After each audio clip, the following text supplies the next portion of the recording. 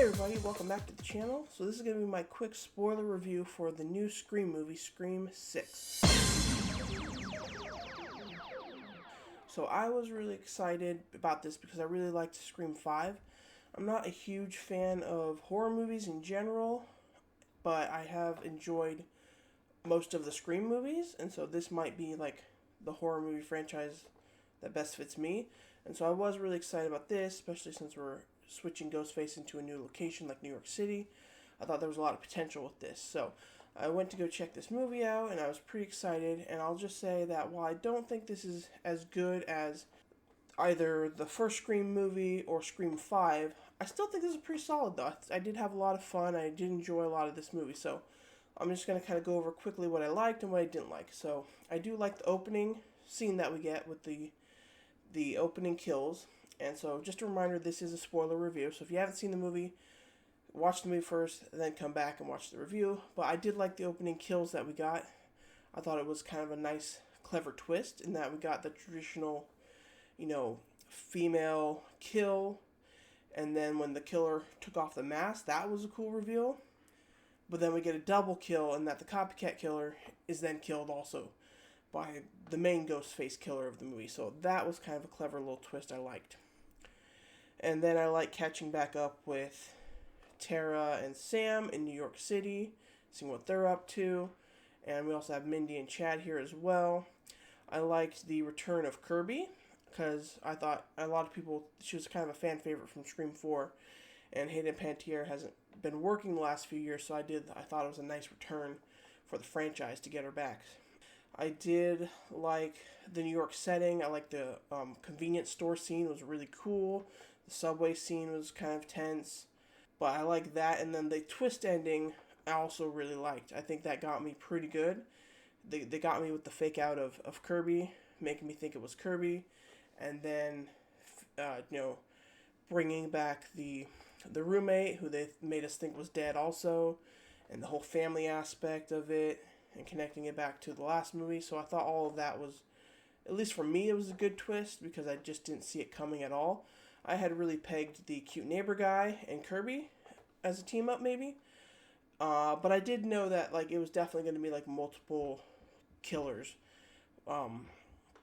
Especially towards the end, you definitely realize, yeah, there's more than one or even two. So I do like that we had 3 killers in the end. I just didn't see the twist coming. So that definitely got me.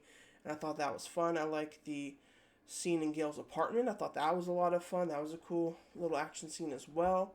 Gail was pretty capable. And they mentioned that, she's never actually talked to the killer on the phone, which kind of got me thinking, has she never talked to the killer on the phone? That seems a bit weird in going into the 6th movie. But, so I do like that. I think I was fine with Sydney not being in it. They give a decent explanation of, she has nothing to do with this Ghostface killer. They're not after her at all, and she deserves to go have a happily ever after life. So it didn't bother me that she wasn't here. I did think that maybe there was a slight chance she would pop up towards the end in a cameo, but it's fine. It doesn't. She wasn't bothered here. We got Kirby, we got Gail. That's fine by me.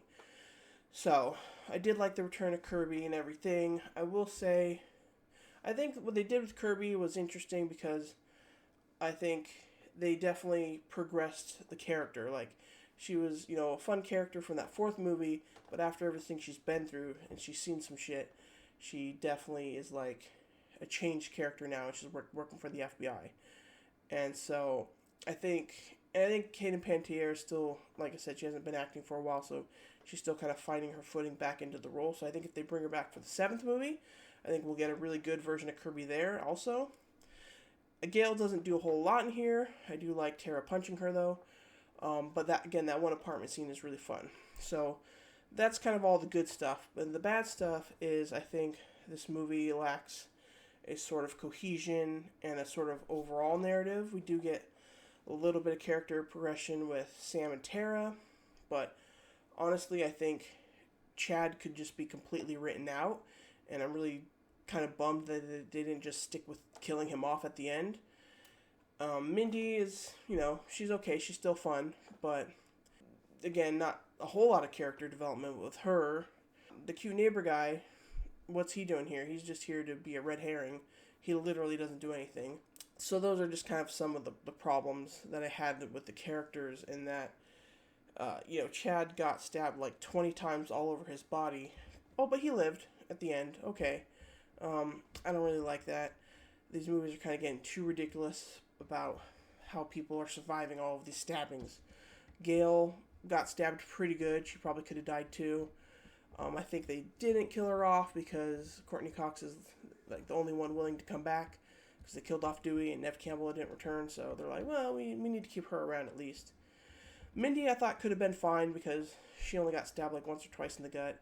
But Chad should have definitely died. It could have provided good character arc and motivation and grief for the next movie going forward.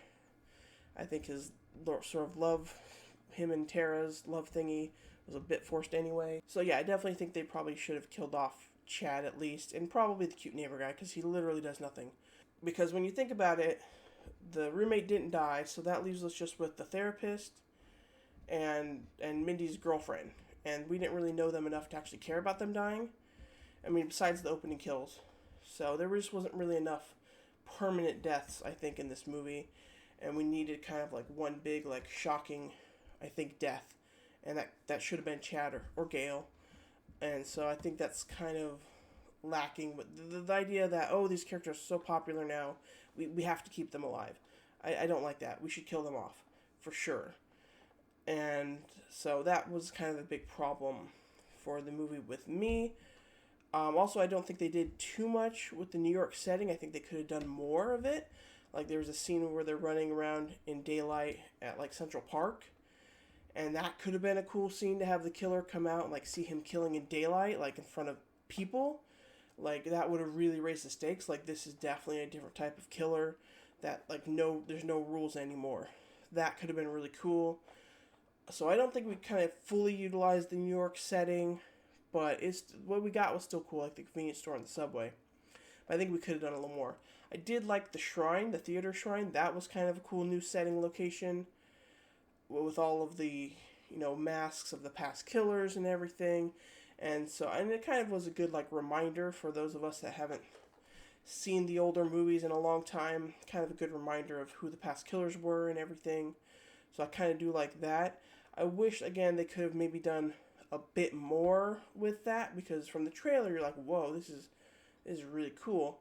But the fact that it just ended up being Richie's shrine was a little bit like, when we were kind of misled to thinking it was like this, like, cult of Ghostface killer cult people that have this whole shrine, and that could have been a cool aspect. I think maybe that's where we should probably go with the next one, is like this cult of people that worship Ghostface Killer or something.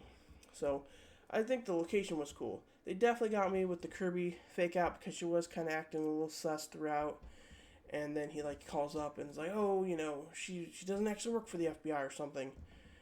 And so they definitely got me with that, because once they said that, then I was like, oh, it's going to be Kirby and the cute guy. But it wasn't, so the reveal of the real killers at the end being the family of Richie, that definitely got me. And so I think overall, I do like this movie. I think it's still a pretty enjoyable watch. I think there's a lot of fun moments. I think that middle part really kind of drags because we're not getting enough cool kills, and they didn't do enough with the New York setting.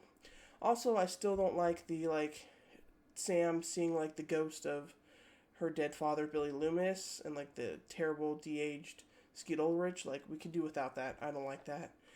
And I think we do need to see, like, they're kind of living in this, like, limbo world with Sam of, like, she likes the violence, but she keeps saying she's not a murderer and she's nothing like her dad, but yet she kind of is. I think they just need to, like, make a clear-cut choice. Like, I don't like this. We're murking the waters and having her stay within this weird realm of maybe she could be a future killer. We don't know. Like, I don't like that. I didn't like that she was the daughter of Billy Loomis to begin with. So let's just kind of, like, end that stuff. But overall, I do think this is still a fun movie. Again, I really think we should have just killed off Chad, though. Like, he didn't do anything in this whole movie anyway. He was lucky enough to survive the last movie, so I just think he should have gone. He should have died. But oh well. But so anyway, so yeah, those are kind of my spoiler thoughts on Scream 6. I still like the movie. I still like this franchise. I am looking forward to them doing a Scream 7 and seeing what they come up with. It definitely feels like we're going to get like a cool trilogy of Sam and Tara, like Scream trilogy with 5, 6, and 7. And so I do want to see that. I want to see the return of Kirby, possibly Gale, possibly Sydney if Neve Campbell wants to come back. Again, I don't think she was missed in this movie though. But if Scream 7 is the last movie, then I do think you need to bring her back. If it's not the last movie, then I think you can have it without her. But whatever the last movie in this current Scream franchise is, I think you should definitely get Neve Campbell back. So yeah, so those are my thoughts, and I'm still kind of processing them a little bit. So there's some problems, but there's also a lot of fun here too. So I do like that. So anyway, let me know what you guys think in the comments below. Thank you for watching this video. Are you a fan of the Scream franchise? Did you like this movie a lot?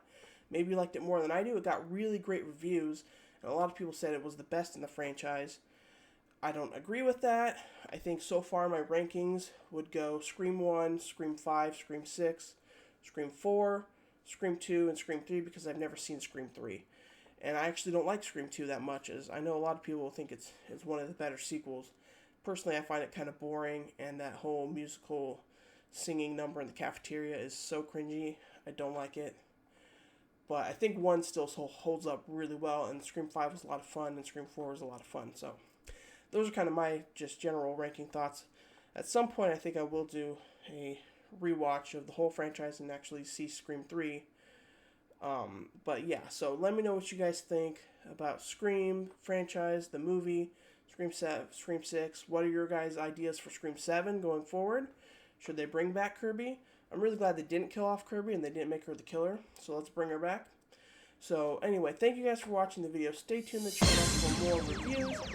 And until next time, what's your favorite scary movie? Bye.